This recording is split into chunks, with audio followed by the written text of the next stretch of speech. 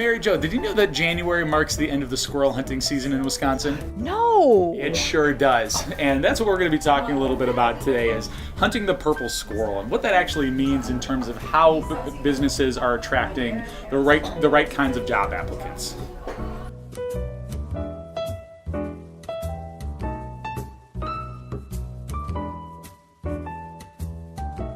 So, Mary Jo, why is there a purple squirrel on the table today? Well, David, a good HR colleague friend of mine gave me this purple squirrel, and it speaks to the situation that employers sometimes find themselves in, where they try to hire a candidate or design a job that has everything but the kitchen sink in it.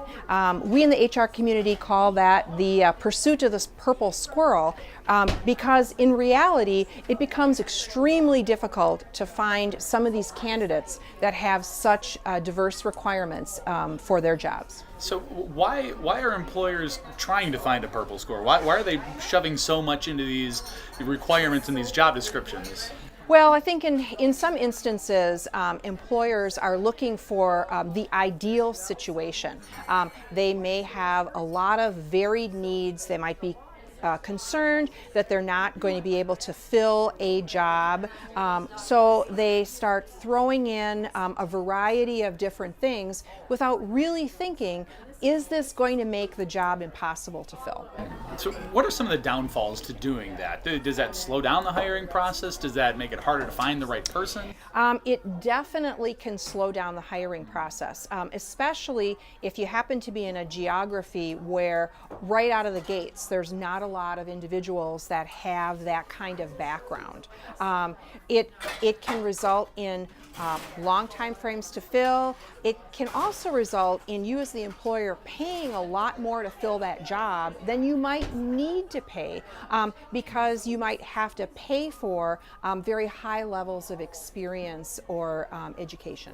Okay, so if you've got a job posting, how can what are some tips that you can give to employers to review those postings to see if they actually are hunting for that purple squirrel? Mm-hmm. And what are some ways that they can maybe carve out some of those duties and handle those in another way? Well, I think it's important now with the online job boards, you can go out and you can search for other types of jobs that have similar job titles and take a look at, what are their educational requirements? What are the experience requirements? What's the compensation for some of these positions? Are there things that are in your job that really do appear to be outliers? Look at your own employees. Do you have employees that are currently doing those jobs? Well, what was their education and experience when they came to the table? So, those are some of the kinds of things that you could do to try to really evaluate whether your requirements and the duties are too far apart on the continuum.